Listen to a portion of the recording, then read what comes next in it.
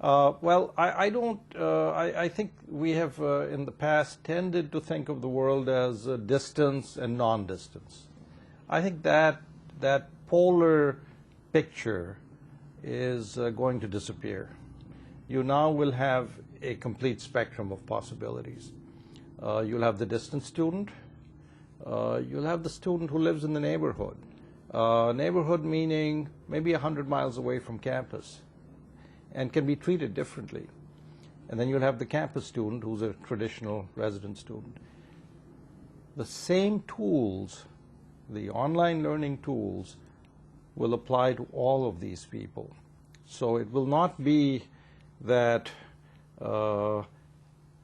online learning is just for the students that are way out there, 1,000 miles away. You can use blended courses. Let's say half of it's online, but you need to come to campus once every 2 weeks maybe. Now I may live 150 miles away from campus, but if I've got to only come once or twice a week, or maybe once every 2 weeks, once every month maybe, that's not a big deal. I can drive that. So blended education, I think, will sweep universities. It will affect the campuses. Students even today are saying, well, why did I have to go to class for this thing? We could have done this online. And I think faculty will be forced to say, you're right, we'll just divide this course, we'll only meet once a week, and we'll do the rest of it online. So you'll see these blends coming in. And so when I think about the future of distance education, I see a future over the next 15 years that will sweep higher education. Online and computer tools will penetrate every class. Online only for the distant student, blends for others.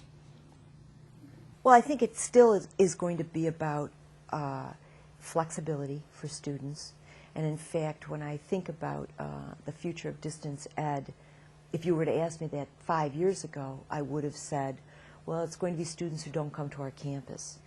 And really now, it is students who don't come to our campus, but it's also students who are right on our campus who need the flexibility. Online degrees, or our degrees at RIT, do not show a difference between online or campus-based programs. And I think more and more, you're going to see that mix, students choosing what makes sense for them. At any one quarter at RIT, you could see 30% of the online enrollments are of campus students. So I think in the future, you have to look at, it could be someone sitting right next to you, or it could be someone in Dubai. You know, it doesn't really matter. I mean, I think you're going to have a broad range of students coming in, all looking for some of the same things. And the other thing I think in the future we will see is this reskilling of the worker.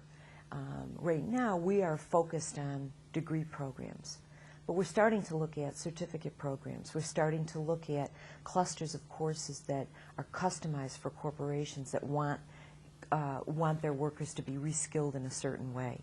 And I think you're going to have to see more and more customization of answering the needs of what's out there. So here's something I've been thinking about throughout this conference, and it's particularly on my mind because we're phasing out distance learning at RPI. And so, and it was hard for me to agree with the decision that we need to phase out distance learning at RPI, and it's primarily because it's not a priority for our university. It's not part of the overall vision and mission that our president and board of trustees have for the university. So even though it was a hard decision to come to, I think it was the right decision. And I think that universities need to really ask the question, if they're considering distance learning or they've been doing distance learning, of why they're in distance learning and how that supports their overall university mission. Because if it's not part of the overall university vision and mission, then all the things that need to be in place to ensure that you do a quality job at distance learning are not going to be there. Resources for technology infrastructure, for faculty time that is required, for staff time to support the faculty and the students, and the student services are not going to be there. So it's better, if you know it's not a priority for your university or it's not part of your overall vision and mission, to not do this and to focus your very limited financial and people resources, as we all have in this day and age, on the things that are a priority for your university. I'm quite bullish about online learning, as I'm sure you can tell. I have a passion for both online learning and international education, and the distances certainly are the greatest in the international arena. I think the opportunities are tremendous. I do not believe that we have in any way, shape, or form reached a maximum level of engagement or participation. Clayton Christensen, who's on the faculty at Harvard Business School, says that within the next 20 years, more than 50% of learning will be taking place online. Now, he's using K through 12 arena when he says that. I'm not so sure that may not be true in higher education as well, particularly at the graduate level, where you've got working professionals who can't afford to take time out of their life to go to school full time. I believe that there's a real opportunity for us to serve that group better.